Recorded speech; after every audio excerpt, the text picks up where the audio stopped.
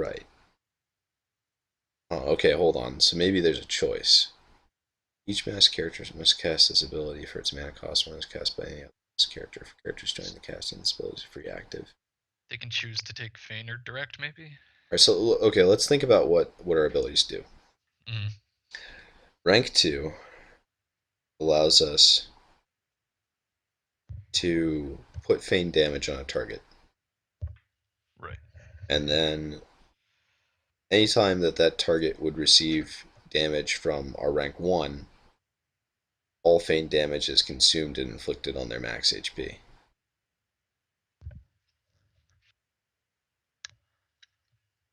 So if we're going to assassinate a target, that feels like how we do it. You're not Yeah, you. just dealing damage to their health, you're making it so they can't go back. And that kind of goes back to the way back. I think it was Josh's idea of storing the charges on the mask and then exploding out with them Mm-hmm. in a way. So you're stacking up all this imaginary damage, and then they just take it. But the question becomes if they know it's feign damage, then. But they don't know it's feign damage. Well, I Oh, mean, well, but that's so they will know if it just makes it so it deals feign damage. So I think we have to do a combination of your idea and this idea. I mean, the way it is now, it would work on masked enemies because they wouldn't know it was feign damage, right? What's up? The way we have it now, it could be any. You could target anyone with this. With two With with or with oh no no six? no with 6, yeah, Oh, okay. yeah. Yes. Maybe you So can only cast it on. No, that wouldn't make sense right now. I think what we do is we make it so that for each character casting it, you can choose whether they deal direct or feign damage. Cheery word that. Sure, your initial idea was that you wanted it to deal damage. Right. So what's the difference between direct and feign damage?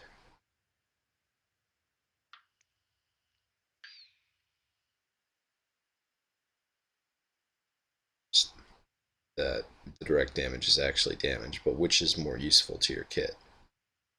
The feign damage, of Feign course. damage. Well, that's So what I was saying. You could make a choice of damage or feign damage. okay, so I wonder then if the order matters. Each mass character, because I liked your idea of it being additive. Right? That plays right in. Because at rank seconds, it's like, oh, cool, if I have a masked ally, it does extra. And then at rank 7, you're like, oh, it can do even more. I'm just still sort of wondering, like, we have to do it so that it does damage. I think the answer is yes, because if we don't, then they'll just know it's feign damage. Whereas Yeah. if you do it the other way, they don't know which of it is real and which of it isn't. Right. Technically, you could have done all real damage. Huh. Then there's the question of if that's too powerful. Yeah. This character must cast his ability for its mana cost. When it is cast by any other character, characters joining the casting this ability is free active. Um, deal direct or feigned damage as chosen by the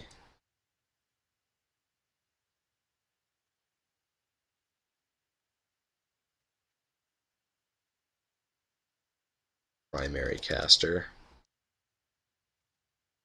So that's what we'll say.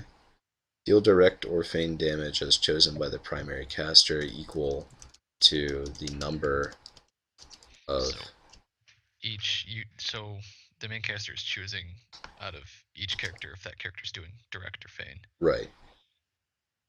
Deal direct or feigned damage to target enemy.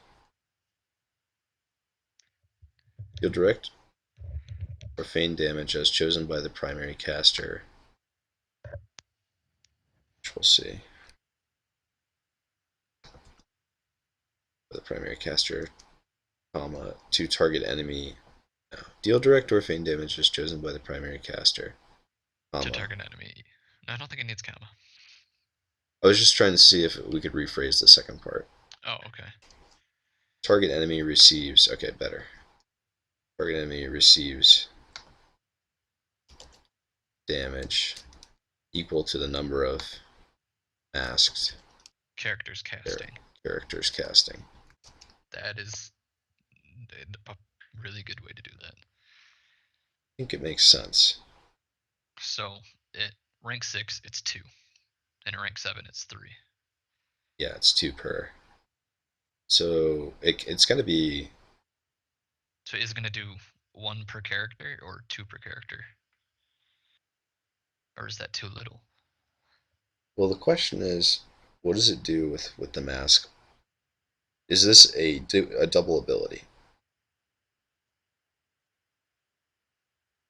Yeah, because right now it's just masked. Right. Um. Mm, I think it can just be a masked ability. yeah. We haven't had any yet in the kit. I don't think there's no reason not to make it just a masked ability. Deal direct or feign damage as chosen by the primary caster. Target enemy receives damage equal to the number of masked characters casting this ability. We could just put if there are no other masked characters when this. If there are no masked characters when this ability is cast,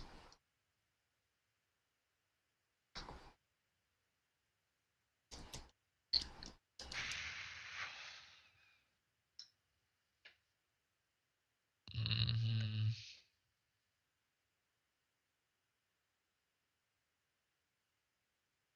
just sort of seems like we should put a without mask on this. yeah, I agree.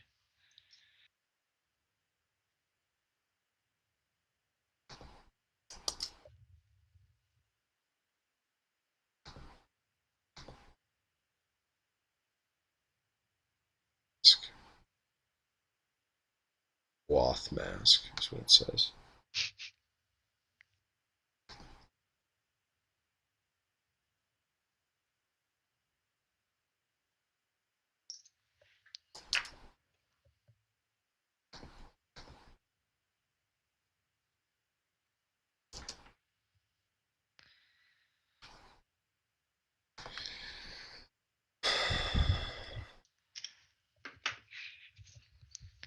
I feel like it should be fairly low mana cost, like 5.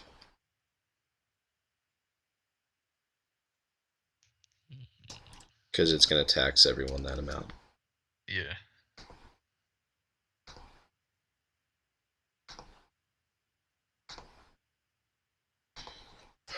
Rank 6 taxes those casting. Okay. Without mask.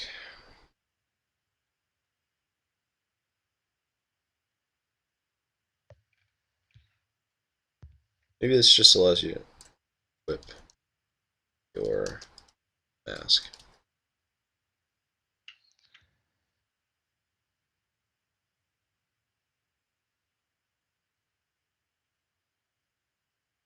So you remove your mask.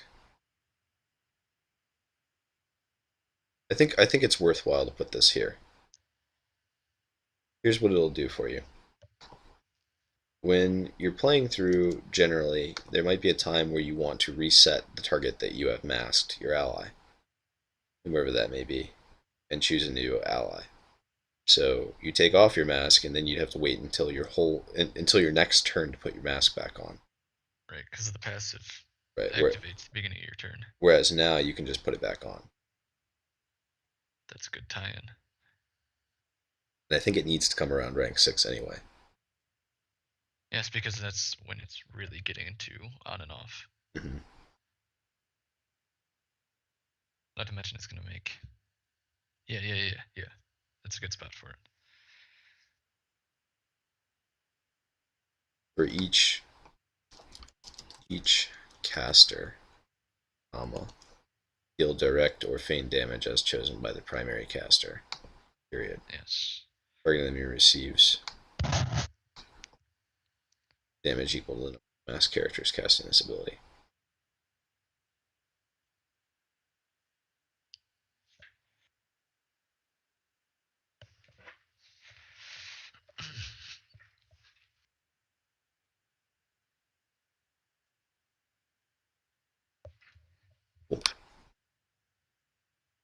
For each caster, and then I think this needs to say for each instance.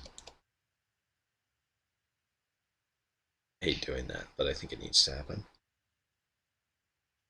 For each caster, deal direct or feign damage as chosen by the primary caster. For each instance of damage, target enemy receives damage equal to as characters. And Yes, that actually. Yeah. target enemy receives damage equal to. Wow. Okay, so that's two abilities. All right. So That's pretty good. How long yeah, have we been in Skype? Only 212. only 2 hours. I think It's this is only, the fastest we've worked. yeah, yeah, it's pretty good. Um, and I think they're really like that opened up the design space a ton. We were feeling really cramped before, or at least I was feeling really cramped before. Yeah. And this whole new aspect that we can build around and with. Hmm. Yeah, now we have to consider enemies. I mean, it's going to make it more difficult in ways as well. Mm-hmm. Because there always is the possibility that you're just gonna keep casting on enemies your rank 6 or rank 7, Right. and that can go really well or really bad. It does. It's going to make it harder for enemies to hit you if you keep doing it. It is. It's going to make it harder for things to hit anyone who's Right. I mean, masked. you've also got to think about the more enemies are masked, the more chances they have to use the rank 6. I mean, it's going to cost them a bunch of mana, but it's the possibility of doing a crap ton of damage Yeah, that's true. to your team.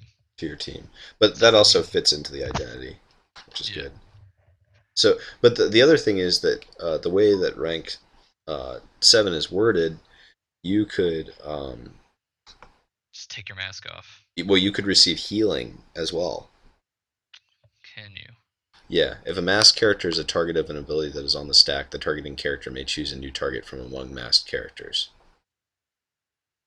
Where is the healing? Which rank is that in? I feel like I Well, missed it. there's no healing on the kit itself, but let's say that the enemy team has a healer. Oh, Yeah, so they're trying to right. heal a masked character Mm, because they know it's their teammate now. Then you can just switch it. right. And you can do that at the beginning of your turn. Right, or you can choose not to switch everyone, but the curtain's still going to go down as though you had. Nice. This added a whole layer of deception to this, which is awesome. Yeah. Positioning adjustments and turn order adjustments are reverted when your mask is removed.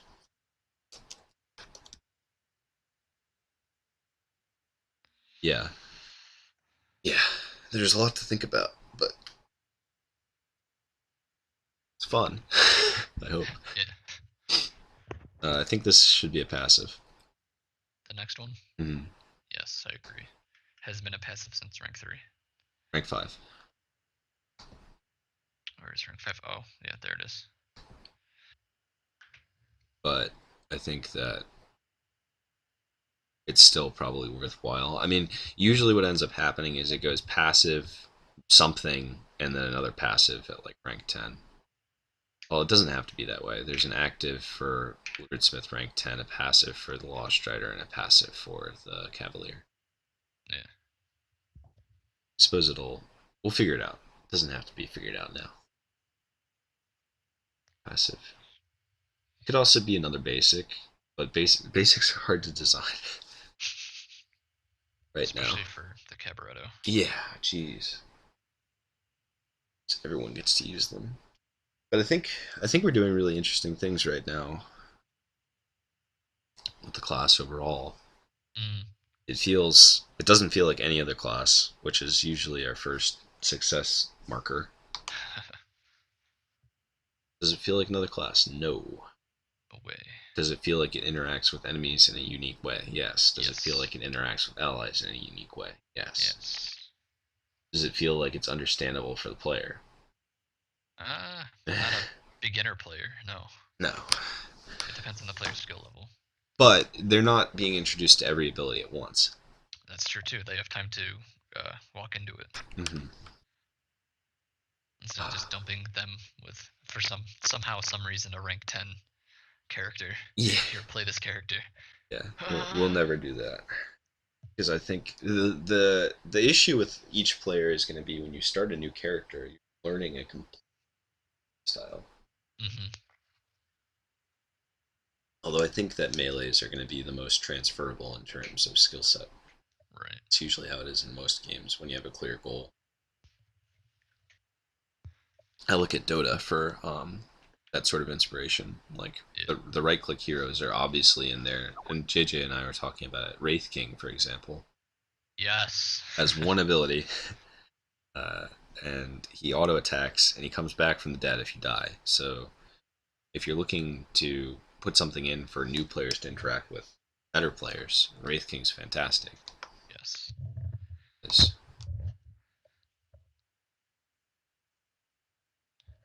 I think a lot of the MOBAs are good to look at for stuff like that. mm-hmm. Legion Commander is another good one. The duel is really easy to understand. Oh yeah, it is. It allows you to interact with better players. Are you familiar with the term foo strategy? This sounds so familiar. I think my professor said something like that in college. I don't specifically remember. Here, this is a really good episode of Extra Credits. I encourage everyone Wait, watching. maybe that's where I watched it. Yeah, yeah. Because I don't I've been know. going through their game stuff. Oh, good, good, really good. Okay, I excellent, mean, like even before all this came up. good. Yeah, they're like a design bible of sorts. At least for me. If you're not familiar with foo strategies, watch the video at some point. You don't have to do it. But they're first order optimal strategies. So when a new player joins the game, if you put in something like the noob tube from Call of Duty, which is the example they use, the new player can interact with better players on equal footing with less skill involved. They can kill you and feel good while they're dying multiple times, which encourages them to get better at the game and start operating on an equal playing field. Our melee characters should largely fill that sort of role. The Cavalier should fill that sort of role. Yes. The Cabaretto, no. So It's either you're already acquainted with how games like this work, or you've already acquainted yourself with this specific game. mhm. Then you pick up that character. I think we might even put like a difficulty rating next to the characters at the beginning. That would be optimal.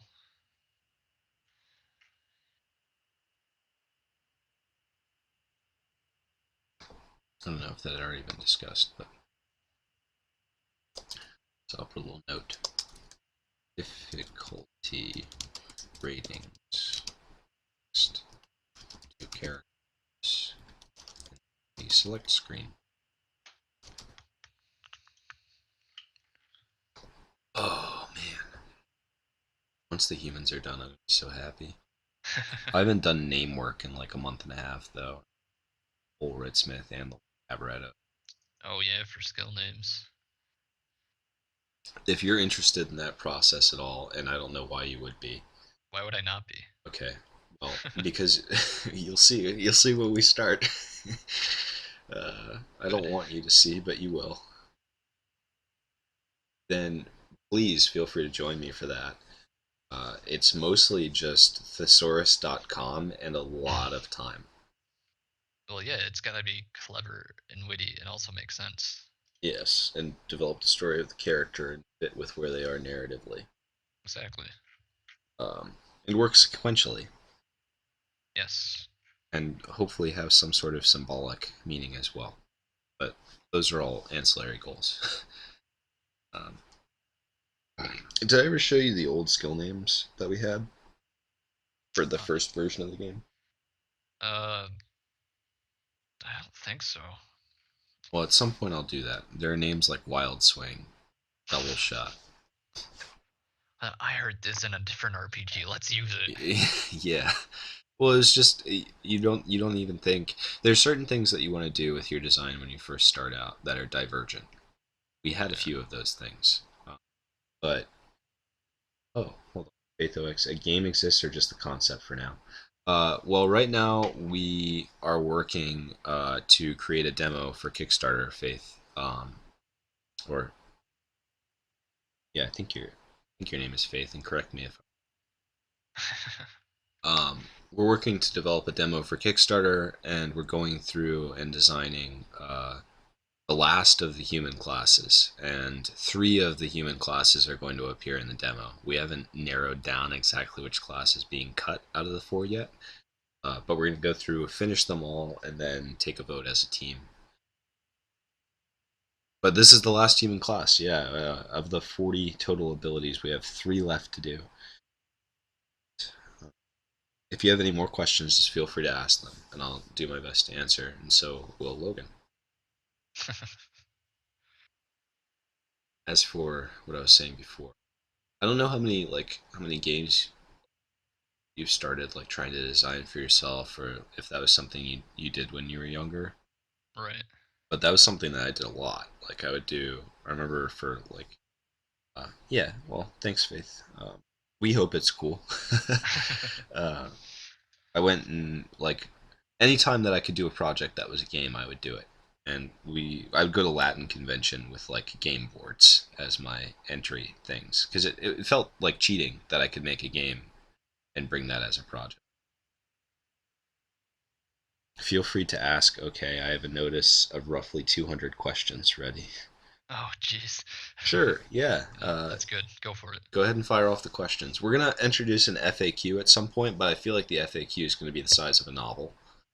So just ask away, and I'll answer as much as I can. Yeah, release a copy of the FAQ in hardcover with the game. Yeah, Pre-order bonus: the yeah. frequently asked questions It's like, player handbook. why don't we do stat buffs? Well, Oh, let me tell you something. yeah. Well, anyway, all the games were like terrible Monopoly clones, or I was using a chessboard to facilitate some other sort of like structure. Like rooks would have spells and could Right. do stuff like that. And usually, when you start out, you take something that's pre-existing and you add game mechanics to it that you think are fun. Mm. But when I started with this game specifically, in my mind, it was going to be this big open world RPG. Now let me 1 hour to write down the questions. Okay, Faith. uh, I thought it was going to be this big open world like MMO in which you could do all the crafting that you wanted. You could own a castle, and because it was pixel art, I thought it'd be easy. And so I Okay. started designing like that, and we would play it on pen and paper to test the systems. Obviously, I didn't know how to craft abilities very well back then, so I used the conventions that I knew: two times attack power, etc. Right. Awkward Jam, question 001. Are you a Scorpion or Sub Zero kind of guy? Sub Zero. From I'm gonna say Scorpion. Scorpion, really? Yeah. We have a picture of me when I was very young, when we lived in Texas, and I think it was I was 5 years old. I was wearing a Sub Zero costume, so my love for Sub Zero started very early. It runs deep in my blood. Yeah. Question 002. Which engine are you using? We're going to use Unity, I think. Unfortunately, we had an issue where our previous programmer didn't come through with our code base, um, and we've been hiring a new programmer to get that all fixed. And so technically, we're 3 months behind on our deadline. But Mm. um, But we recently got in touch with two programmers who are going to try and work alongside one another, and so we'll be started back on our code base again very shortly. You know, and you like Unity or Unreal 4. The reason the reason that we're going to use Unity instead of like the Unreal 4 engine is that we're not doing 3D. Oh shit, wrong question. Yes, we love you, Faith. Thank you so much for being a viewer uh, and for asking questions. I mean, we encourage them. If there's anything you want to learn strictly, specifically about design, I can answer those questions better. The whole point of my earlier diatribe that I guess I haven't rounded off and finished yet was that you go through a ton of shitty design first. Like, a ton of it. More of it than you're even comfortable explaining to people. And you saw, I think, some of our early classes last time. Yeah, I actually took the time and looked through some of the other Okay. ones. Ender Yeah. Goblins, So it oh man, hurt. It hurt, right? a little bit. Yeah. Not You. gonna say some of it wasn't like, oh man, that's just too cool for school, guys. It's it's really good, but it's also super bad and don't ever use it. Yeah. The ideas are there. It's just not the implementation is off, and oftentimes even the ideas are off. So now we're fixing that. But you have to go through a body of work to get to a point where you're making shitty stuff, and then hopefully you get to a point where you can judge your own work more. How do Uh, I design a turtle mancer? how I design.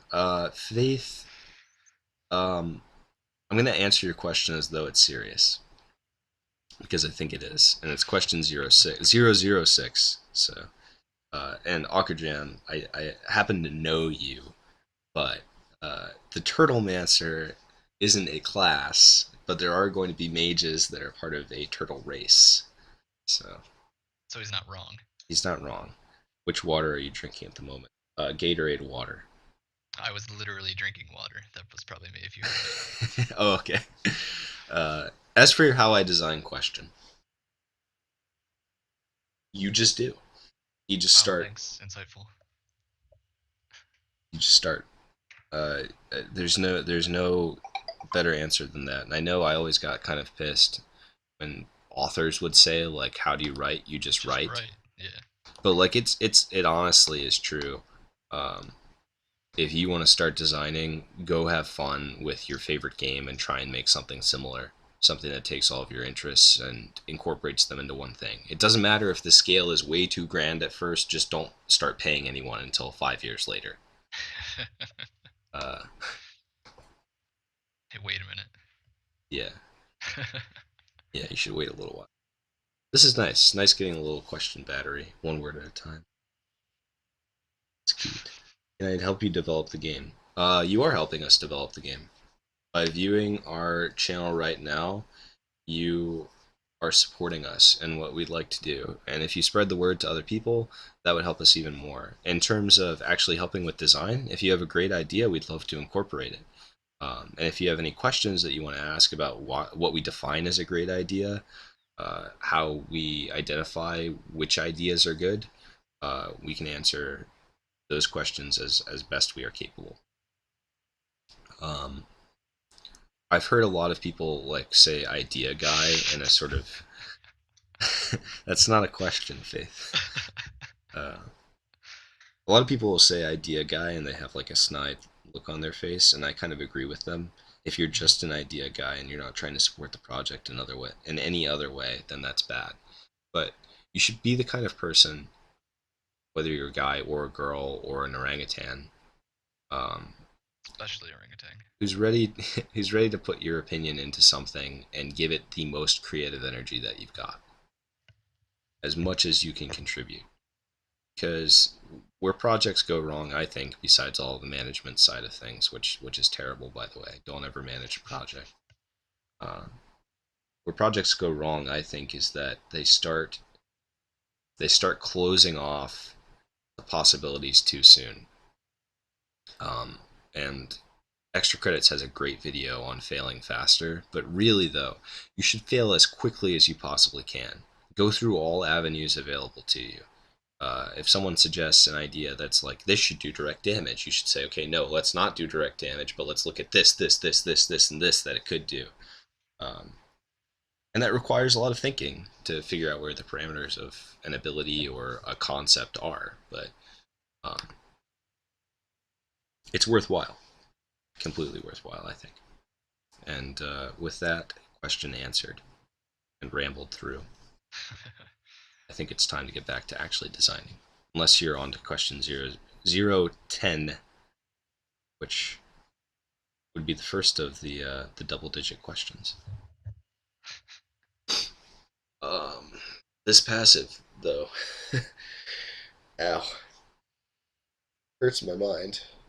Um, I am a warrior of Erebor. I fight against the dragon who destroyed the sea state and killed a lot of people, and I can climb like Faith of Mirror's Edge. So, okay, I am serious now, I think. Well, that's a lot of different games that you've combined there. I think that. Oh, that's the Shadow of Mordor game. Hmm. Was that your riddle? Gotcha. Yeah. I didn't get to play Shadow of Mordor. I really wanted to play it. I heard it was great. Uh, I'm usually not for Assassin's Creed type games, but apparently the design was really cool. And the Nemesis system was fun. I know that the term design was really cool. It's very nebulous, and that people who are designers tend to use It it. was neato. Yeah, instead of saying like, "Oh, the game was sweet," to make themselves sound more professional, they say the design was cool. I don't know. I'm not trying to use it in that way. Oh, this passive though. Yes. It's hard to devote.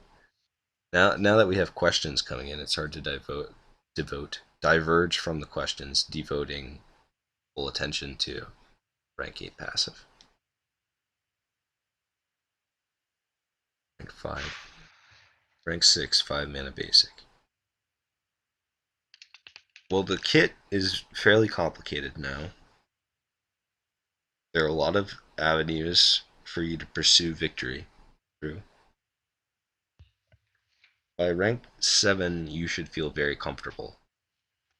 Or at the time that you get to level 8, you should still be testing out ways in which you can switch enemies around.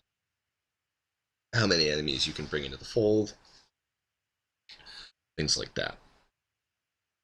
So I wonder, since that's the most recent thing that you can do, if that's something that we should add to, or if Uh, that's just added so much to what's already come before it. I think it needs like something a little bit. Faith, should I follow you? Um,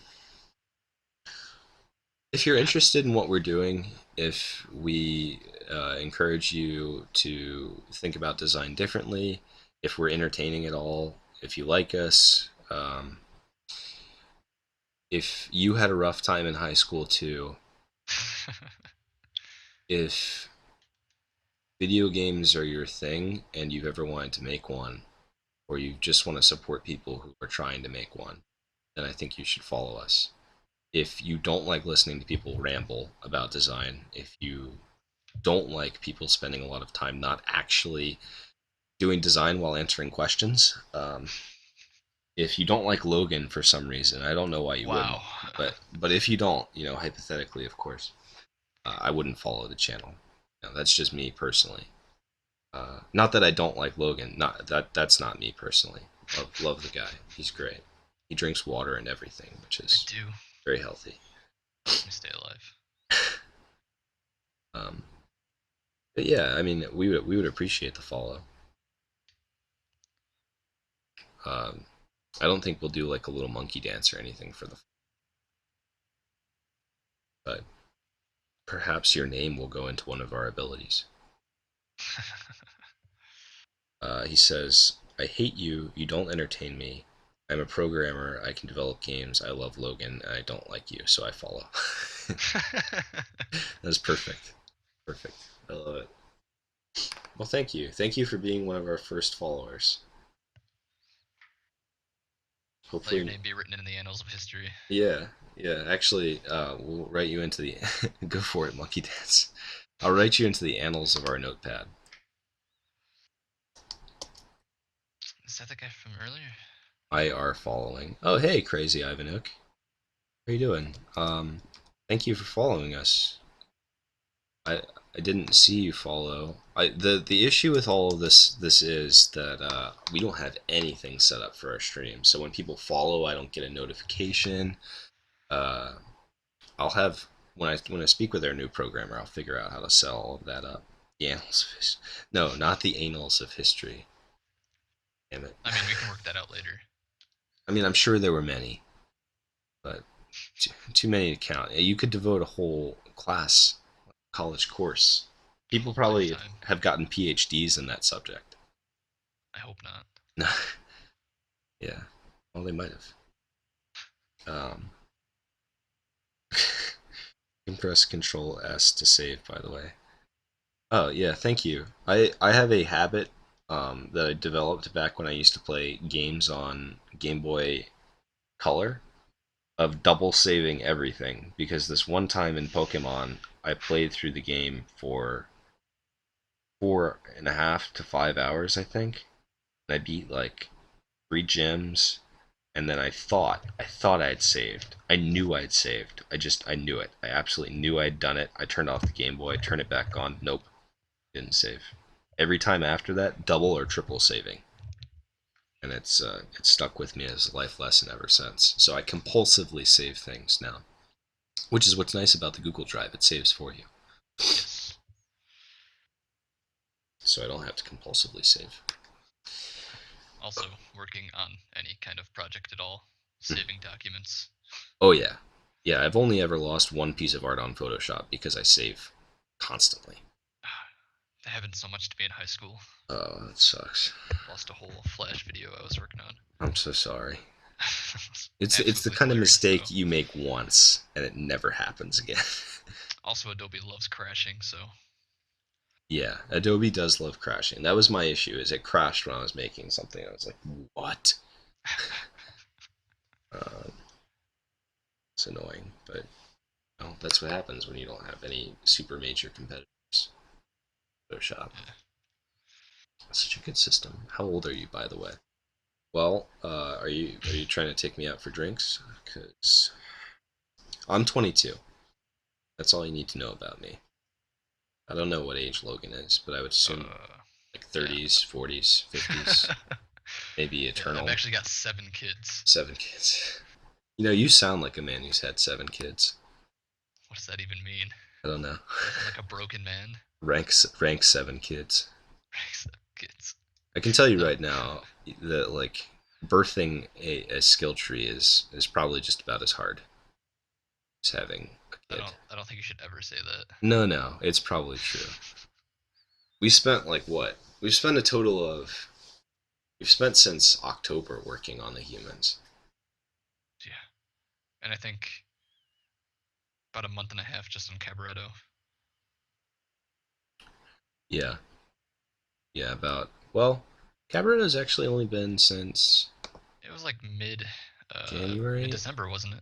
No, because it started in the seventh of January. It's only been 10 days since we Oh, started on the Cabaretto. that's awesome. It's a lot That's a of lot of regret stacks. stacks. You would know all about regret stacks, wouldn't you? Wouldn't you? Beautiful, beautiful person whom I know but will not name. Is it Um, is it me? no, no, it's it's not you. Damn. So, what's it like being 15, Faith? I remember being 15 somewhat. I was I was 14 when I started high school, I think. That was my I was 15 in my last year of high school. Really? Yes. Wow. I graduated at 16. Damn. Good for you. I mean, I guess. No, I mean that's great. It's really nice to finish that early. So you're fairly young then. Yeah. I'm 20. Cool. So you can't drink yet. Keep that in mind. If we have like a release party 3 years from now and you haven't aged at all, not invited. Yeah, I'll probably have like 8 more kids in that time. You don't live in the U.S., Faith? 8 more kids. Jeez. So I missed a bit of. So how's the world building going for this RPG? Mm. Well, we actually had a world building meeting the other night. If you want to, you can go back through our recent uploads, not highlights, but are recently uploaded videos, and there's an like a 58-minute long one, and the whole team talks about how maps will work and how worlds will be built and how we're going to go and try and program it. Um, or we don't really talk that much about that. We hope that our programmer can do it, and that the feature creep isn't tremendous. But if you're interested in that sort of thing, that would be the stream to watch, and you'll get to talk. You get to see our whole team talking, which is nice as well, except for me. except for Logan. Yeah. We also try out an asterisk system where you use asterisks to pass priority to the person speaking, but I think I hammered in more asterisks than anyone else with high school and college, where I raised my hand far too frequently. Oh, he lives in Europe. Europe, nice. Where do you live in Europe? I'm trying to find you, so Yeah, we're gonna get you. we're gonna find you and design for you. Yeah. Watch out. Um, yeah, so I'm sorry if that doesn't directly answer your question, Ivanuk. We're trying we're trying to finish a class right now and not doing very well at it because I keep getting distracted. I'm easily distracted. Mm. That's another thing that you shouldn't tune into this channel for. My easily distracted design sensibilities. But I think It's that since Germany. go I would ahead. assume. Yeah. Well, I think we've already gotten a great amount done on these two abilities for today. So I'm very happy with our progress. I'm happy just answering questions and moving through this slowly from here on out.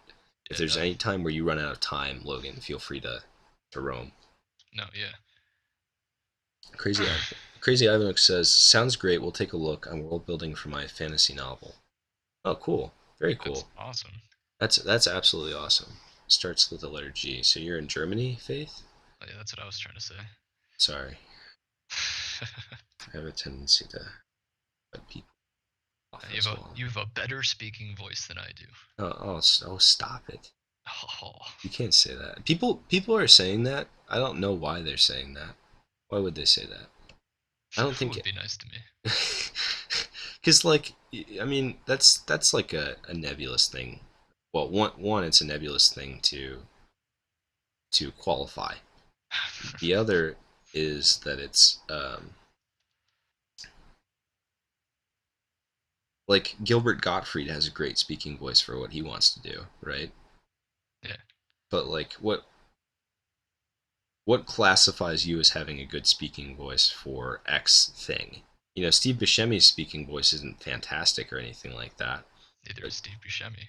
neither Steve Buscemi. Good point. But he's a fantastic actor and he uses his instrument well. So I don't know. I think speaking voice. I would rather have a better singing voice. That's what I would Mm, rather have. could sing these streams. Forgive my lack of info, but is this a fantasy or sci-fi or modern day setting? It's a pre-Renaissance fantasy setting. Uh, so like no gunpowder. Trying to avoid gunpowder. Because once you put gunpowder into the mix, it becomes very binary. Do you have a gun? Yes. Okay, you win. Why would I fight someone with a gun? Well, because you can. Because I'm the strongest man. Right, exactly.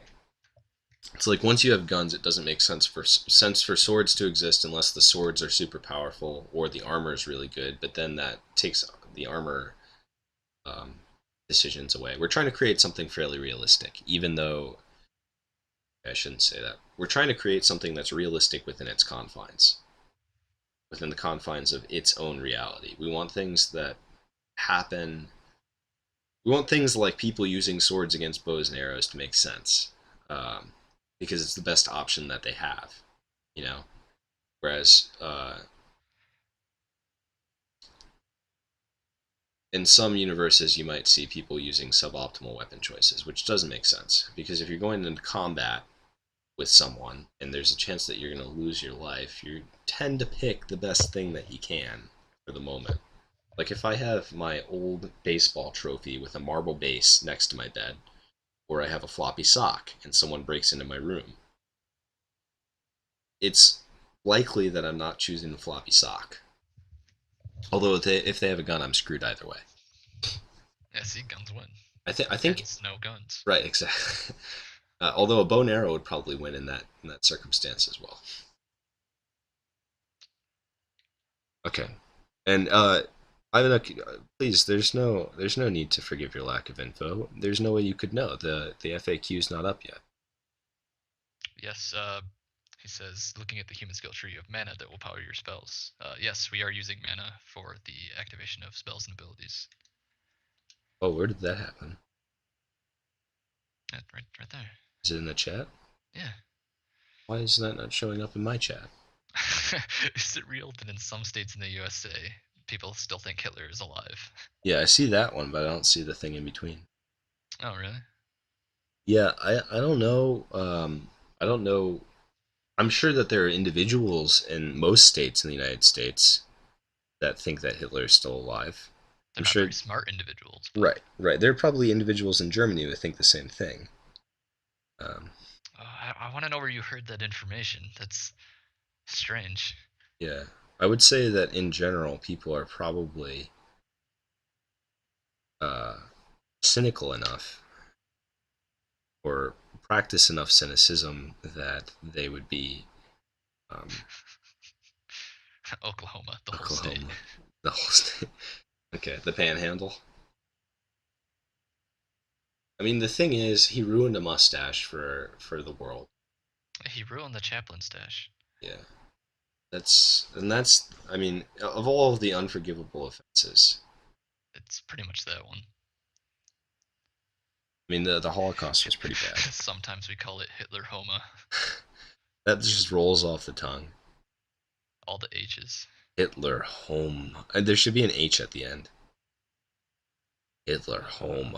Ivanuk says, love the idea of mana makes it feel more real. Well, as really real as a fantasy setting with magic can get. Yeah, I think that mana should generally act as a resource. What we're trying to do with our magic system in terms of world building, and maybe it'll make everything else make more sense, is for magic. Where to start? Okay, so magic is a force that operates within the world and affects some individuals. Some races are better attuned to it than others. Um, and largely what it does is it manifests the will, either collectively of a race or culture, or of an individual into something that is more real, more tangible than just whatever belief they're putting into it. Um, so we have a class who's a time mage, and he is a habitual liar.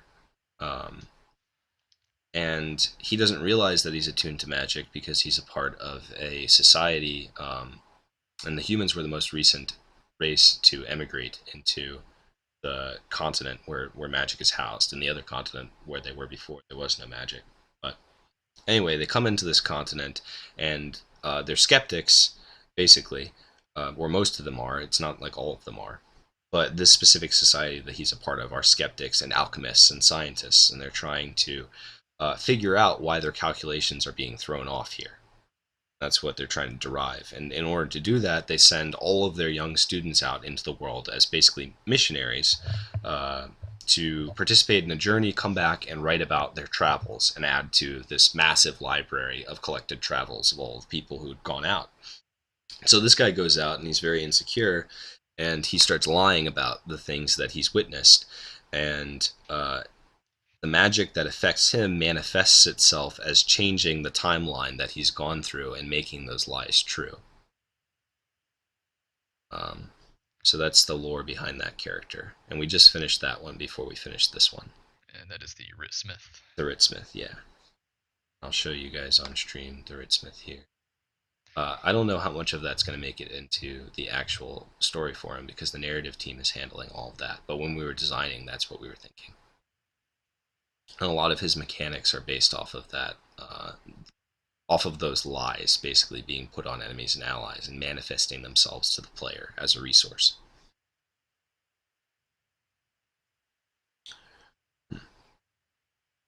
So, all right, I think we have to attack this rank 8 now because I've been staring at it for so long that I just don't think I can let it go without some kind of comment before we end our session, whenever that may be. Probably 5 o'clock will be the latest I can go. I don't know how much time you have. I'm good for whenever, man. Okay, awesome. Sounds amazing. Oh well, thank you. That's kind of you to say. Hopefully, it will play in that way. We we don't want magic to seem as though it's some kind of plot device like it is in Lost. We want it to act as a real entity. For people who believe in a god, that god manifests itself out of the magic that exists in this continent.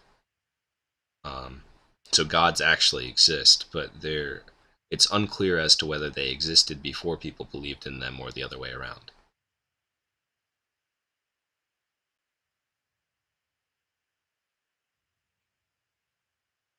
I don't know why I went into detail on that, but felt like it was necessary to say. Make a cup of tea, then attack it. I've got my empty bottle of Gatorade here with like one sip in it. Maybe that'll be enough. Pop my spinach. I was like, wait, what? So, when we were talking about the rank 8 earlier, we were talking about how it might interact with clones. Yes. And, I still kind of want to go for something of you take off when you take off your mask. They all take off their masks, right? Something that happens when you remove your mask. okay, so let's think about here are the things that go through my mind when you say that. Do we want to reward the player for taking their mask off? Mm, Because you're that's a good providing an point. incentive. That is a good Um, point. and that's not like a yes or no answer right now. I'm just Yeah. wondering. Do we want to reward the player for taking their mask off? Diet Snapple. So if you have total faith, do you kind of get more power? You would receive favor from that god to the extent that they exist within their sphere of influence. So, like, let's say that you are a hedonist and you drink frequently, and uh, you're looking for some way to rationalize that to yourself. So you start believing in this hedonistic god entity, sort of like Dionysus, um, who existed in that way for the Greeks. Then perhaps if you are magically attuned and you get enough people to believe in it who are magically attuned, that god then does exist. And it's not clear that they would interact with you in any meaningful way. Um,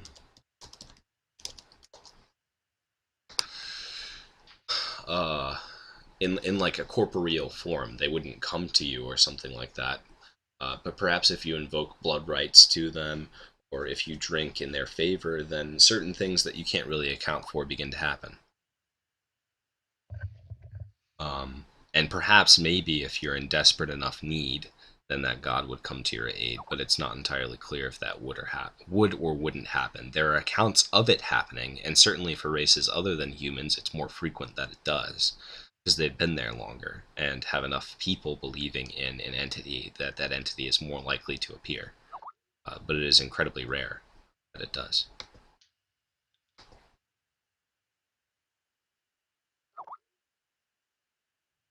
And also, we love British people here at the World Studios School of Design. School of Design. So if we go to the passive, the the thing that you're doing then by having them take off the mask, the most uh, the primary focus of that ability, or shouldn't be the primary focus. There will be a primary mechanic that backs that ability, but either secondarily or tertiarily, is that a word? We're gonna roll with it and say that no, it is not. Okay, all right. Well, that's great. In a secondary way or in a tertiary way. Oh, thank you very much, Ivanuk. Um, you are reinforcing that in the player. When they see that ability, they think, okay, now I have a bonus for taking my mask off. So is that something that's difficult to do, and does it have counterplay for the enemy? Yeah. On both counts, I think it's no. At the beginning of your upkeep, basically this says at the beginning of your upkeep, if you have your mask on, you may take your mask off to do X. Um, and I think passives can interact in that way, but then we need to think about what the ideology of having your mask off is. And the playstyle that we've developed for having your mask off is redirecting damage to your allies. So, is this the time or place to comment on redirecting damage to your allies or that sort of identity immediately after we introduce or enemies coming into the fold of targets that you can redirect things to? Like, if we've just developed something that's interesting with your mask on, are we looking to make a comment on how you play with your mask off, or do we want to further the interactions, or do we want to develop something that works for both? So I think my issue with it then would be that it feels to the player as though we're pulling them in a different direction as soon as they've unlocked a new tool instead of expanding upon it. Right. And I get Um, what you're trying to say. Yeah, I understand that. um, Hmm. did you have an idea of what it might be? Because even if we don't choose that implementation, Yeah, well, I mean, of course, sharing ideas, even if it's a bad idea, which is why a lot of the time I'm gonna say almost every idea I have, no matter how bad it is, okay. might spark something somewhere else. Well, I want to make it clear for everyone watching that I don't think there are bad ideas. Well, that's what I mean by that. Yeah, yeah. Even if it's like, this isn't really good or gonna fit, I'm probably gonna say it because what if that makes you say something else, and what if this can be a change that you can put in somewhere else for something else? That's what I like about you. Oh. You're plucky. I like that. Um, You yeah, got gusto, kid.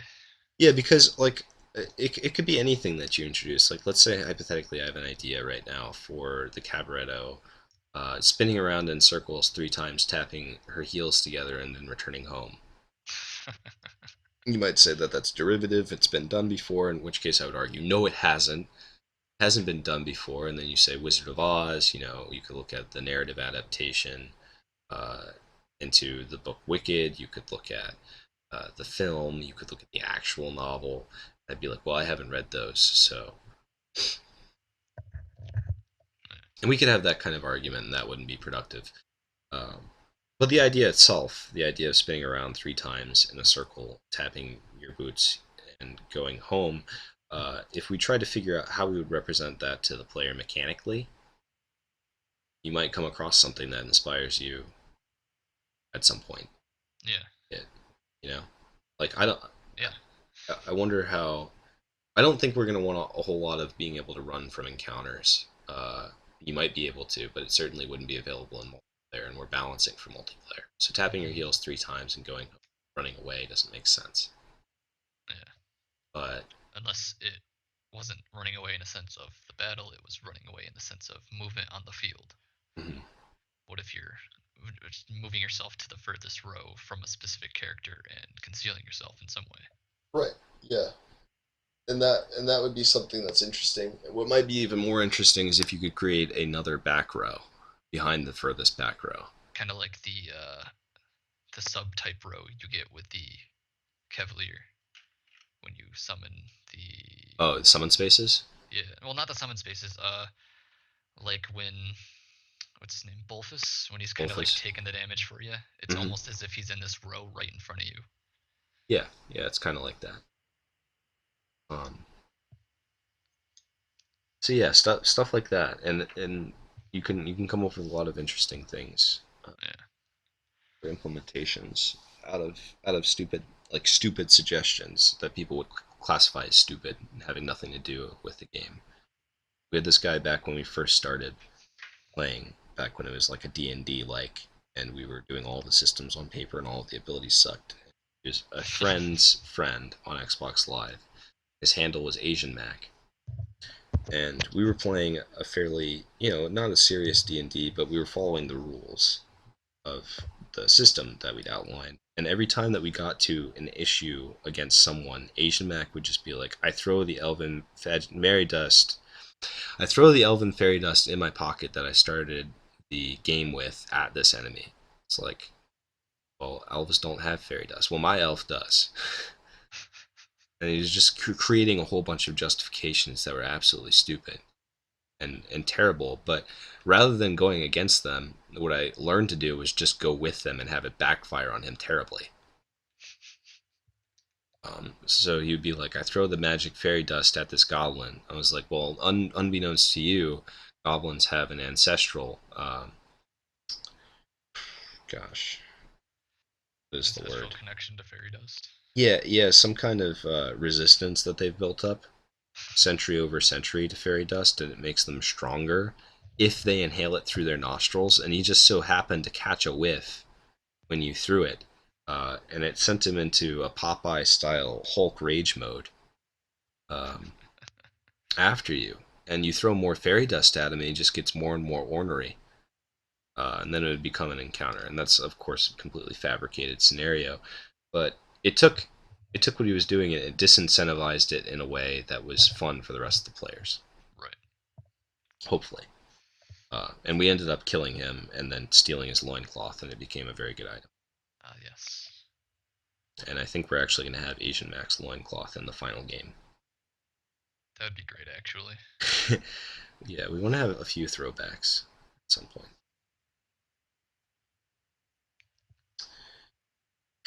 So, okay. I still think that the core of your idea of taking something, I think what you're thinking about, I may be putting words in your mouth, but what it got me thinking about then, maybe this is what you're. Oh, you've had players like that? Yeah, I hate that. Oh God, it's terrible. You just do things to them. Um, It's not fun when, I mean, even if you're not, the whole group isn't being serious, they're just being so outlandish that it just ruins it for everyone. yeah, yeah, it does. You have to find a way of reclaiming the session for everyone else. Generally, that involves me putting them in some prolonged death scenario where they die multiple times and come back. It's like, oh, but my elven fairy dust revives me. Okay, yeah, it revives you, but you're chained to a rock and always pecking out your liver every day. The rest of the team, hey, do you guys want to save him? Nah, we're No, he's good. good right there. We're good. See ya. And on Xbox Live, they just leave the party after that. So, Yeah. um, but anyway, what I think you were getting at was that we should have some sort of way of getting back, since we have a way of getting back your mask outside of your turn to turn interaction with it. Maybe there should be a way to take off the mask um, that is Oh yeah, useful in the that same does way. come off of the passive and try to. It's almost going like at 6 where we have it as a basic. Yeah, maybe there should be some way to take off your mask. I don't know. It seems like the mask off playstyle is suffering for how interesting the mask on style is. That's exactly what I was gonna say. I agree with that. Um, I wonder though if that's fine or not, Mm, because I don't think it is, but I don't know if it's not. Without playing it, it's really hard to call that. yeah. And I don't want to keep going and then make it so not wearing a mask is just it's there's no reason to not have your mask on. That would just suck because it makes pretty much half of what we've done completely useless. Yeah, you could get. Um, yeah, okay, so maybe what you could do is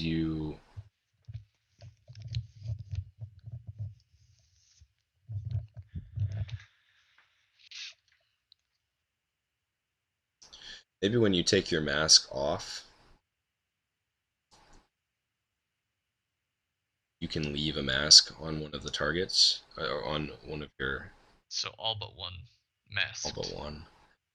Yeah, I But I don't know really how that's interacting with anything else. I don't think it's perfect. I'm more attached to the idea because it lets you get more masks out than anything else. Oh yes, it does. Because right now you the max you can have on an ally is one. One, So I maybe you think. can only keep it on allies if we were to do that. I don't know. It feels like it would be clunky, It sounds clunky right now. and I don't think we have like as a means of balancing classes to not be too complex. Usually, my rule is if it takes up more than a page, Yeah, we're it's too getting on the complex. end of the page right now. So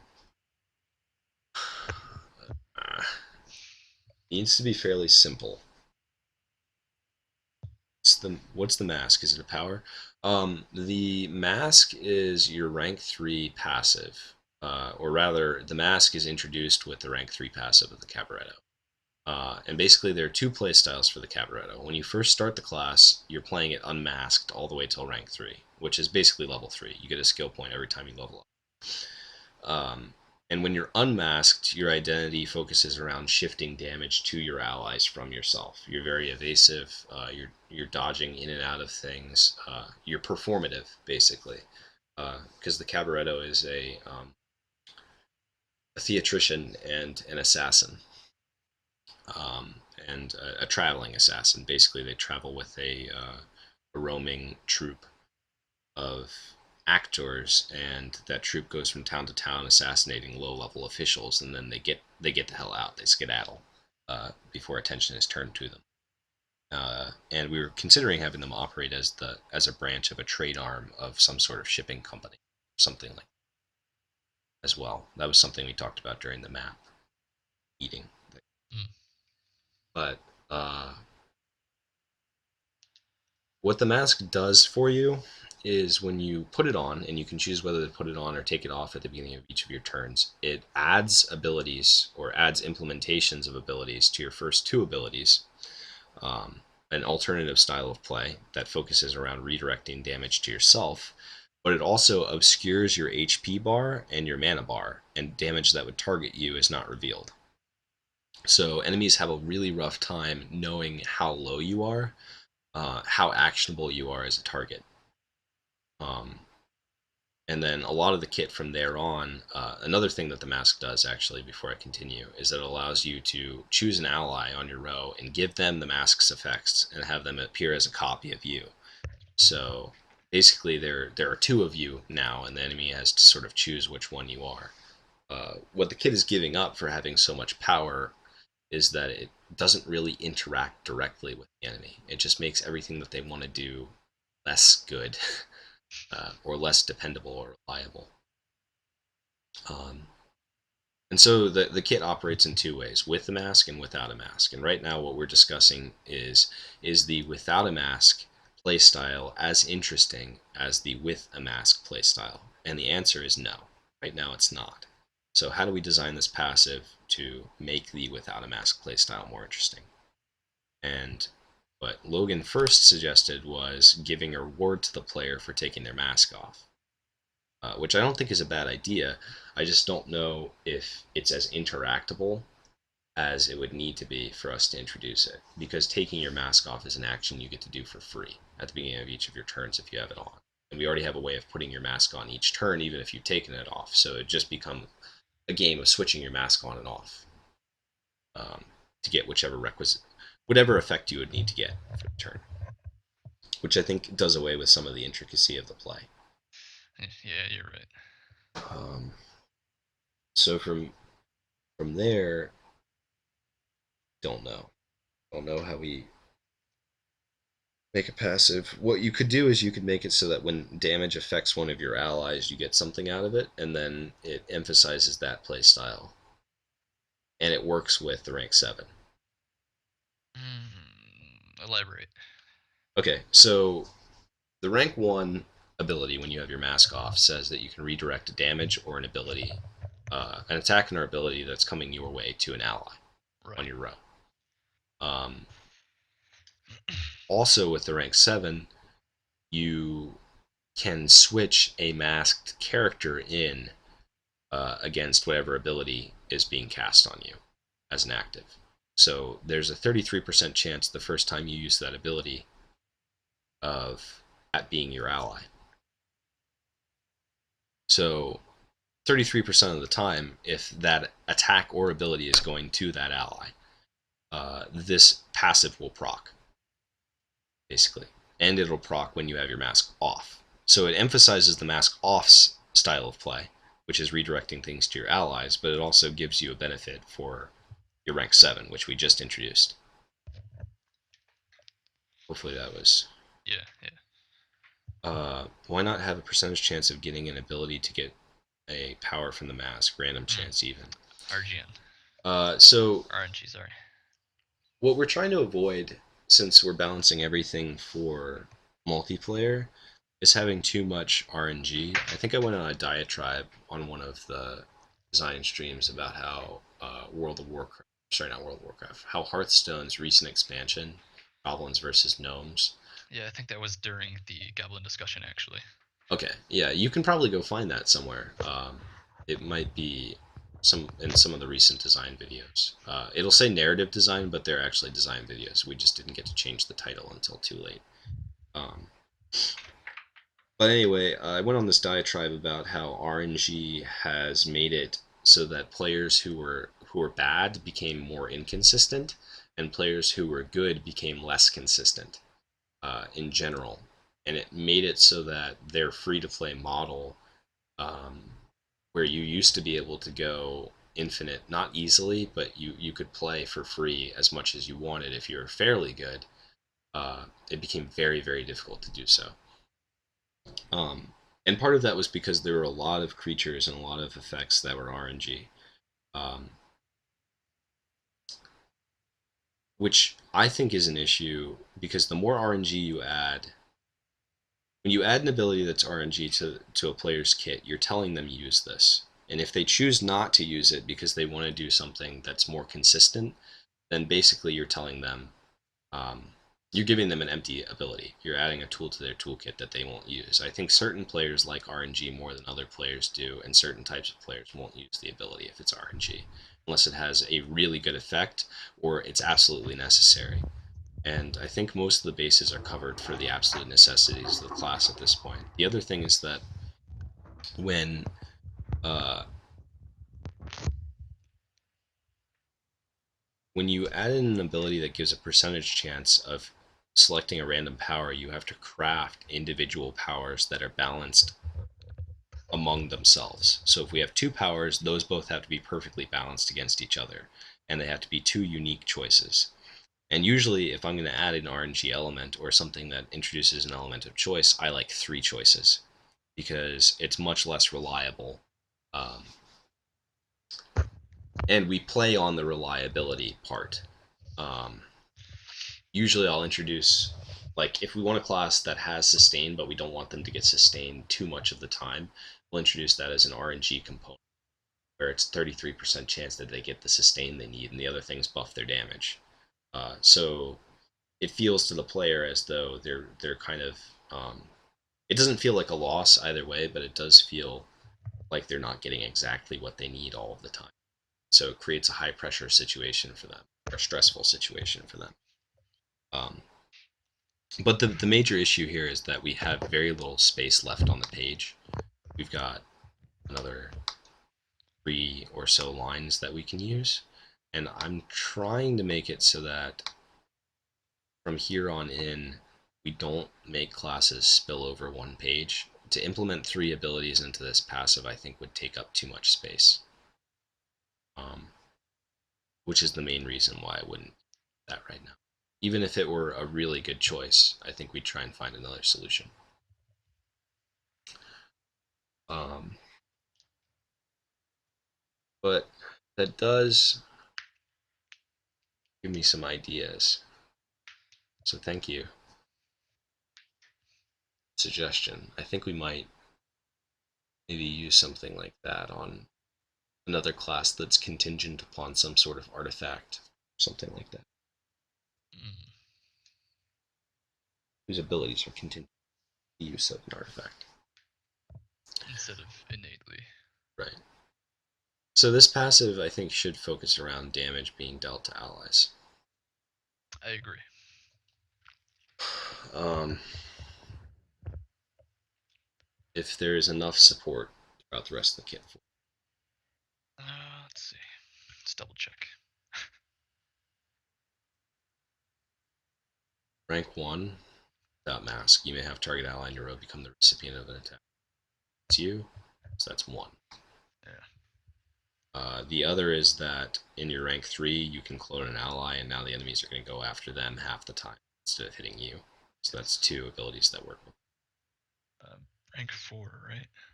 Um, Yes, it's dealing direct damage to allies. right. So that's 3. Um, rank 5 doesn't 5. count. No. Doesn't count as dealt damage. Um, Rank 6 does has a potential. yeah, and Uh, not until rank 7. I'd say that's like a yeah. I would say that's like a 3.2. Yeah. So its rank 7 is 4.2. Even though it's more like 3.5. So right now that's a little over half. Yeah. Well, yes. Roughly three and a half of our abilities. Want to look at it as something that could be fairly frequent. Would interact with that. Now, the other thing we have to ask ourselves is, do we think that this actually fits with the character Cabaretto? Yeah. Having their allies take damage being something you gain some benefit. It Didn't the does. Cabaretto want to be the center of attention? Yeah. Yes. But also to divert attention. Yeah. So, To and if simul. they're trying to make the whole thing a performance as the enemy is your audience, then I think sometimes they would want the same amount of spotlight on their fellow performers as they do on themselves, depending on situation. Yeah, I was talking to our writer, and they're. I think the best example. Have you seen Silence of the Lambs? Yes. Okay, so Anthony Hopkins has like I think 12 minutes that he's in that film. Like actually, it might be a little bit more than that, 15 or so. It's not a lot. It's not a lot, and people use that as a suggestion that if actors are used effectively, they can have a disproportionate amount of effect on the audience. You would remember them as though they had filled up much more screen time. Mm, Um, and that's something that I think we want to incorporate into this character. It's as though, even though they didn't show up in the spotlight very much, you remembered them specifically. But um, I think that would be unintentional on the Cabaretto's part. I think most of the time they're trying to divert attention from themselves, but when they actually perform as a part of it, they're just such an alluring stage presence that they can't help but be the center of it. And so they do their best right. to divert it, their absolute best, because their position absolutely relies upon them being the foot in and out of tension. To So if that's true, then it does sound like there needs to be a benefit from them taking damage. He's, the Cabaretto's gaining something from them now being the attention that allows the Cabaretto to go back and be attention again, center of attention again. okay, so center of attention. Well, all right. So if we're designing this around the mask, then the mask emphasizes being the center of attention. Without mask emphasizes displacing attention. Exactly. So if we're emphasizing without mask, then we want to displace it. Right. And then the mask abilities serve as that alternate identity, perhaps the dominant identity. The Cabaretto doesn't actually care. The Cabaretto takes great pains to appear as though they do not care about one identity or the other. They use gender to their advantage, and they don't ascribe to either. Um, in terms of names, they don't attach any to themselves unless they absolutely have to. Um, the character can be more or less anything it wants to be, but I wonder if perhaps there is a dominant identity that they still care about enough, And and then that's what the that would mask be is their representing. wouldn't the identity they care about be unmasked? No, no, I think the identity is actually what they do, that they care about. That's it. Mm. Actually, yeah, that does kind of make sense that the mask is the holding memento to who they actually are. And so, all right, so damage being dealt to allies, then okay. That didn't help us for this specific ability, but it does help in general for knowing the class better. Yes. Damage being dealt to allies. If I'm displacing damage to allies, what am I gaining from it? Well, first off, you're gaining not being hit.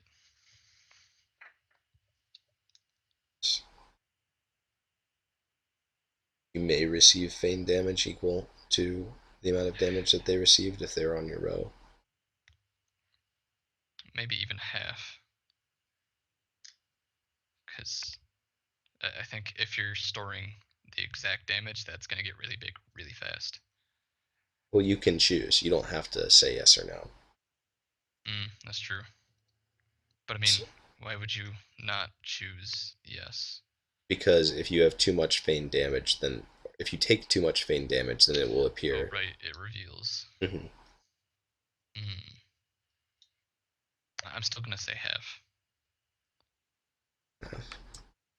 What are you LOLing at, Crazy Ivanuk? Half. I think the issue for me with half, and I think it could go either way, is that when you really want to receive feigned damage, you're only going to be receiving half of it, and when allies are taking a piddling amount of damage, where you'd want to take the full amount to fill up your bar, sort of on a smaller side of things, you can't. Mm, And I'm not even convinced that having more feigned damage is better. yeah, But I mean, half would allow you to manage large amounts. So this isn't necessarily an incredibly strong passive. It's just one that allows you to sort of be a little bit more. it adds more management to your damage. Whenever an ally receives damage. Okay, yeah, I think you're right. Half Mm-hmm. may because you can exchange it for real damage. Yeah, I should have said that. Whenever an ally receives half, you may receive on your row. Whenever an ally in your row That's what everything else has been. So receives damage, comma, you may receive feigned damage equal to half of the damage dealt to that ally. yes. It's a shame that that had to take up 2 lines. Fairly simple. Yeah. Well, I still feel like we could probably cut down some wording on rank 7, Yeah, I agree. but we can always do that later. Uh, okay. So, whenever an ally in your row receives damage, you may receive feign damage equal to half the damage dealt to that. I think And that that's a good incentive to not have your mask on. a chance to be somewhere else. LOL. A chance to be somewhere else. Huh. Yeah.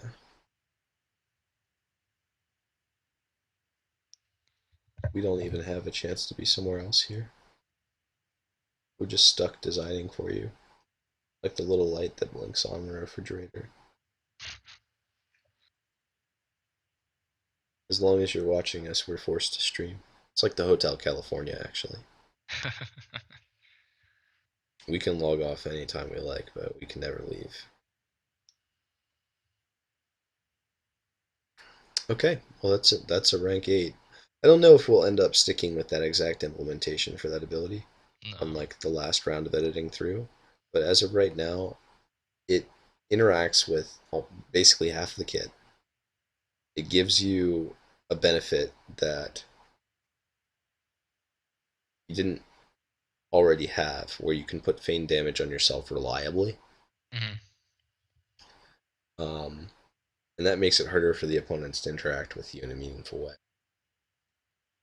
Also, it's not connected to the mask itself, which means that the other masked characters don't receive it, Right.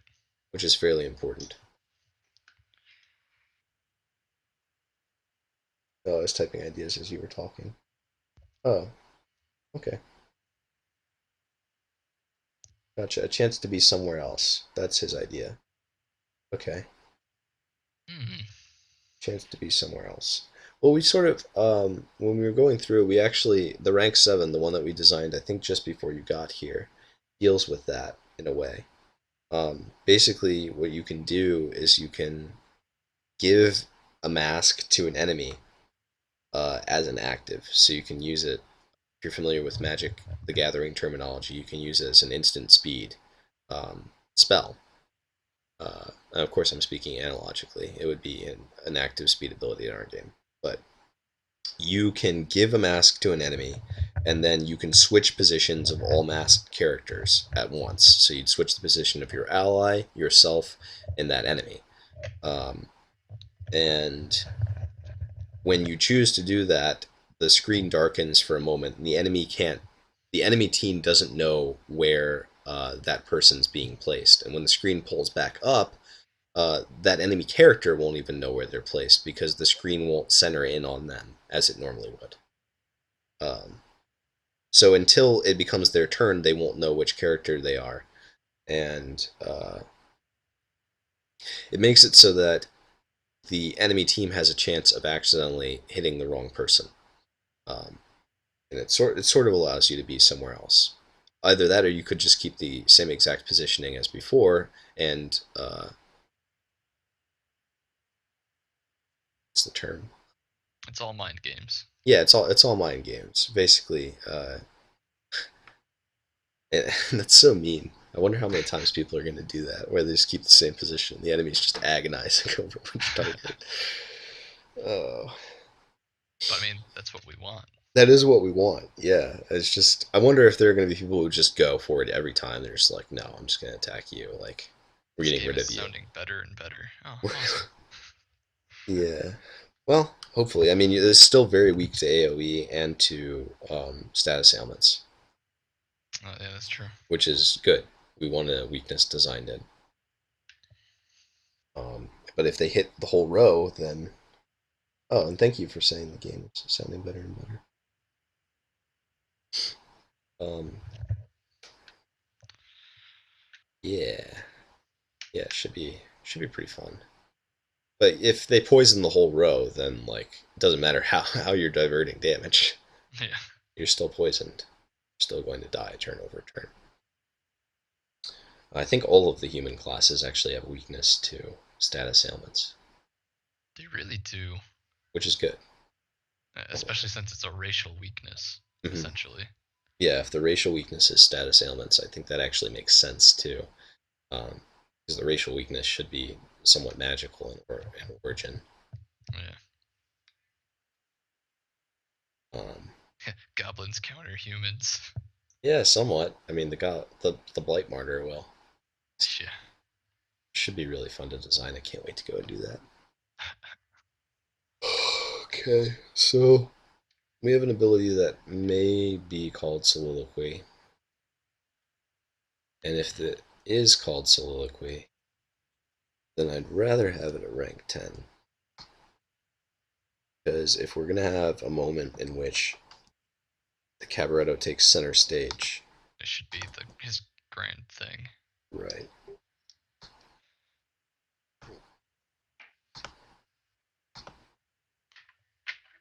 if we were going to have that moment, Yes, of course. it's not clear that we are. But if we were, oh, hypothetically, and I don't think it would be a passive either. So that brings us to the next question. What is rank 9 if rank 10 is not a passive? Is rank 9 another passive? Do we have double passive? Hmm. One. Is this your first time at the Jenga block stage What? of a class? Jenga block stage. Yeah, the Jenga tower is stacked to the point where you have two abilities left. Yes, it is. Oh God. Welcome home. My boy. Yeah. This is there are Two, usually stumbling blocks, but this is two, probably my least favorite part. three. So I mean, there's three basics, there's three passives, and there's two actives right now. So we have to have it. Well, we don't have to. I think if you look at the other classes, it's four passives per class. One, two, three, four.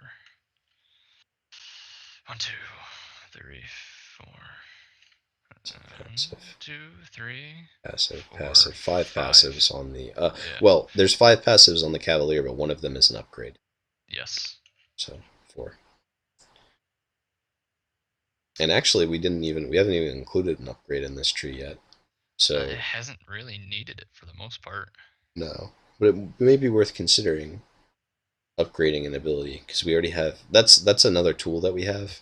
If Yeah. it seems like the class is getting stacked up in complexity, and one of the abilities from earlier hasn't carried over perfectly, then instead of introducing a new ability, you can just upgrade one from earlier. I've been taking that route less and less, but sometimes it still makes sense to do. I don't see it making sense right now in this. But of course I could be missing something. Yeah, I'm just trying to figure out if there is anything. If there's an opportunity for it. Hmm.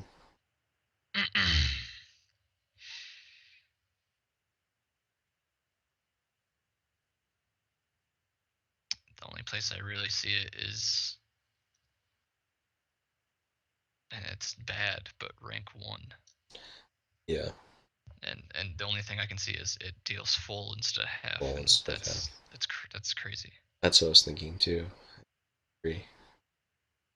Be very much fun for the enemy. Not It's doubting it would be fun for the Cabaretto. and he's like, oh, thanks, dude. Yeah, appreciate that. Keep sending damage to an ally on my row. Take care of that for you.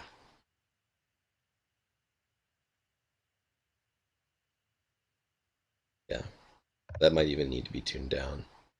Some, I suppose it will.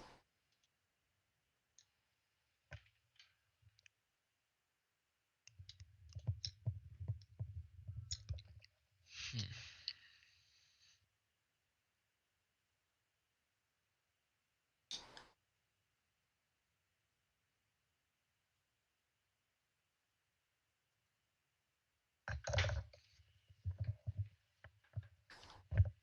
So rough. I'm a friend for JJ, but he's playing Evolve. He's been doing that for the past few days. Yes, yeah. It's a fun game. I mean, I haven't played it. I've been watching some of it, and it looks like it's really enjoyable and even better as a play experience than a viewer. Yeah, I can't wait to play it. But my laptop is sadly not equal to the task.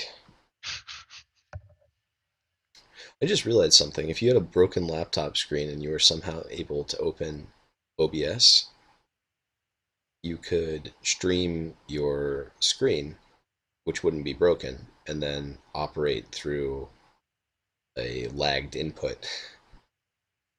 You absolutely had to. I actually had to do something along those lines once. I dropped my computer and the screen just fractured. Oh, Fully operational computer, fractured screen. So what I did is I got a connection and I made my TV my monitor. there you go. Yeah. So I mean that worked perfectly well, but it also sucked complete everything. Yeah, breaking a laptop screen is, and a computer screen in general, is one of the worst things. Just terrible, terrible feeling. Dropping a laptop is the worst feeling. Oh, I've cried from dropping a laptop before. It's just, I'm not even gonna hide that fact that brought me to tears. it's just bad. It's It's just, gonna cost me so much money. yeah, it's a terrible feeling. Like you lift up, if it's in your bed, you lift up the blanket, you see it tipping, you're like, oh, you grab it. Yeah. Ooh, the adrenaline spike is wicked rough. Okay, well we've completed three abilities. Not sure if all of them will stay in their exact forms, but we have 24 minutes left, and I am feeling drained. Yeah. But I mean, this wasn't a 6 hour, but still, yeah, well it was. It's been 3.5. 3.5. Yeah, nice. I'm gonna get to put 3.5 hours down. Well, actually four, is all the way to five. But I just don't know how much we're gonna get done actively here. Hmm. Has been really nice streaming for everyone, by the way. Thank you all for tuning in and helping us to keep doing this. We really appreciate it.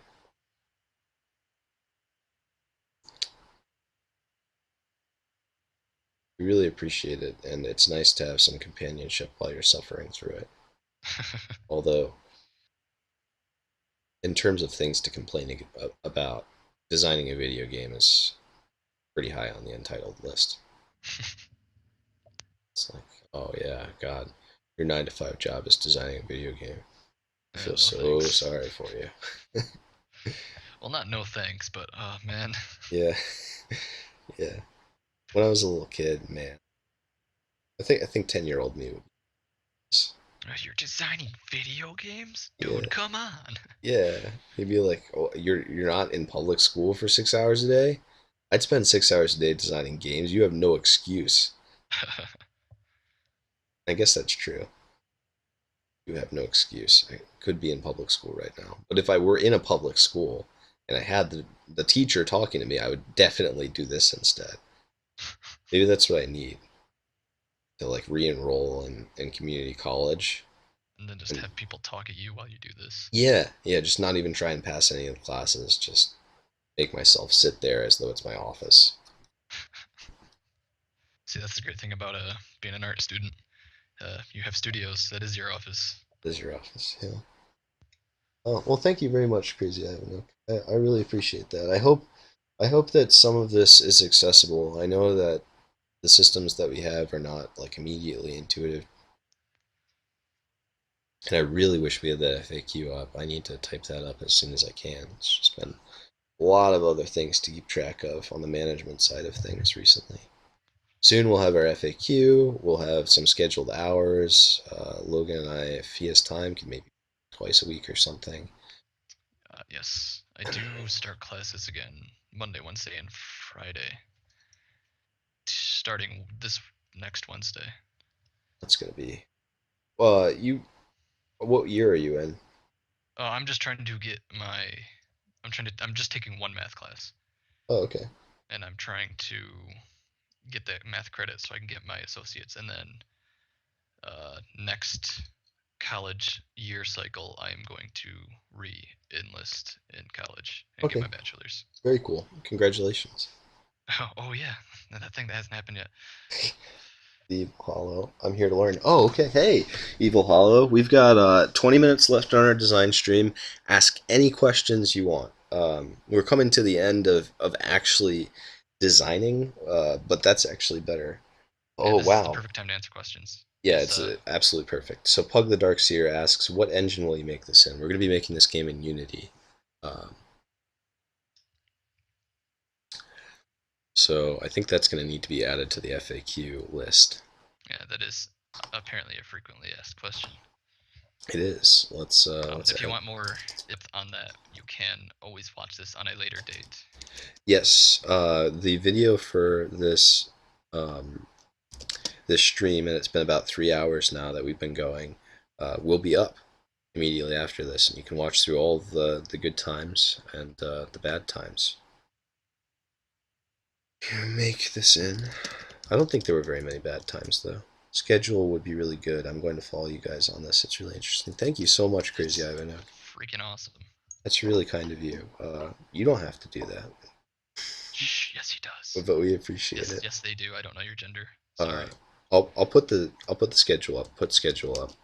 I'll make a schedule. I'll follow it. I'll stick to it. We'll be on here every time that we can. Logan might not be able to join every time that we have stream, but you have the story sorted out. If so, could I hear a little bit about it?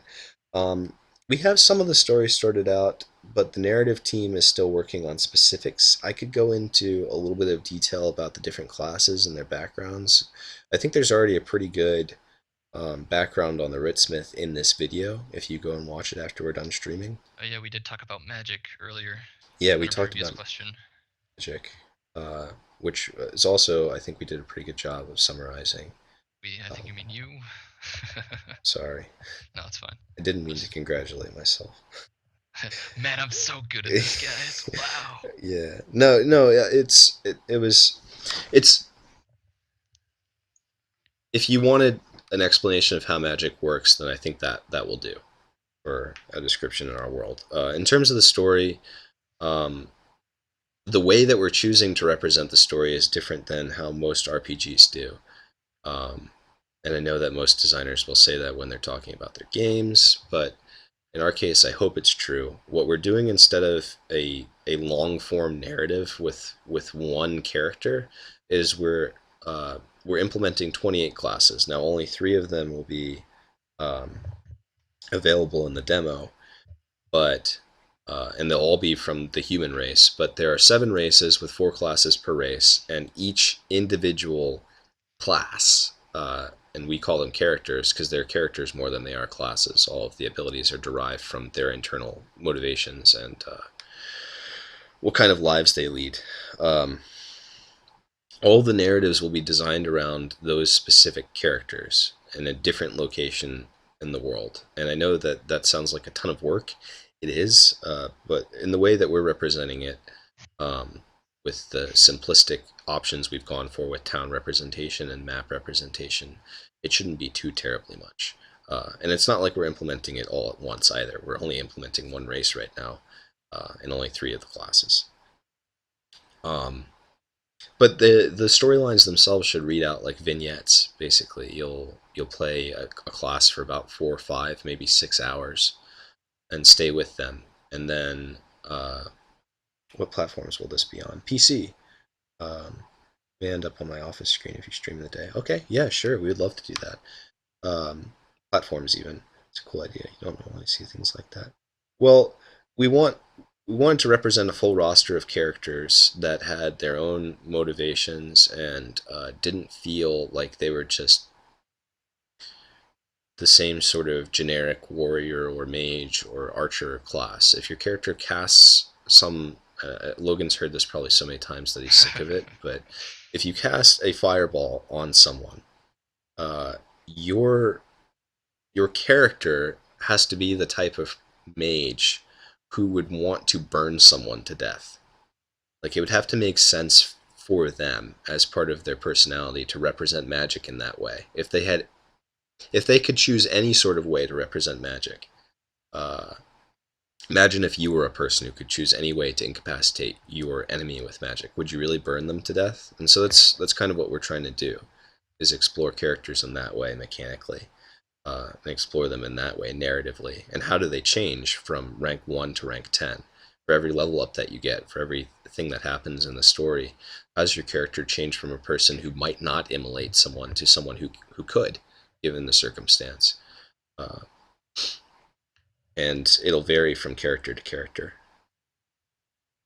Um,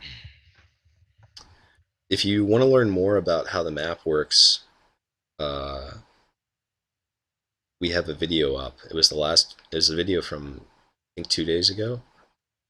It's the whole design team, and we all talk about how the player will move around the map, or not even the whole design team, the whole team in general got together and we talked about how players would move around the map, how that would be represented to them, certain things that we wanted to do, like having merchants ship items to you, and maybe hiring different trade guilds to ship things. And the more you use a specific trade guild, maybe the better the people they send out to get your item to you are in combat. So they could take out the random mercenaries that are on roads waiting for you.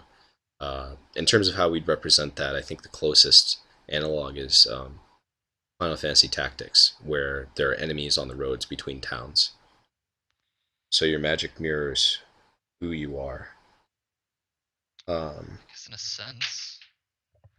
Unfortunately, I'm not sure how to answer that question, Ivanuk. And that's really cool. My idea for a game is that you can upgrade your magic and character whatever way you wish. So someone who looks like can do low amount of damage can become a damage dealer, etc. Um, yeah, that's a really cool idea, Evil Hollow. When I first started making a game, I wanted to do that. I wanted to do that too. I only had 3 presets. You could be a magic guy, a melee guy, or an agile guy, and from there you could do whatever you wanted. And I think, yeah, I think that allowing players to play how they want to play is incredibly important.